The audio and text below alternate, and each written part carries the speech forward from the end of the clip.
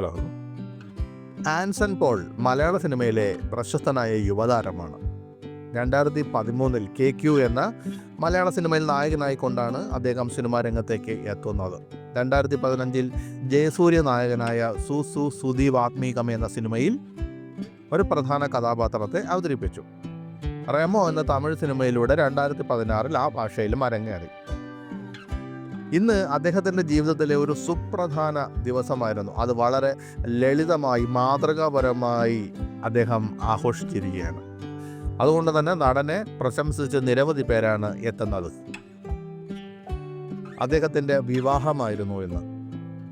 Tripunithura register ഓഫീസിൽ വെച്ചാണ് തീർത്തും ലളിതമായ ഒരു ചടങ്ങിൽ അദ്ദേഹം വിവാഹിതനായത്. കുടുംബാംഗങ്ങളുടെയും വളരെ അടുത്ത സുഹൃത്തുക്കളുടെയും സാന്നിധ്യത്തിലായിരുന്നു വിവാഹം.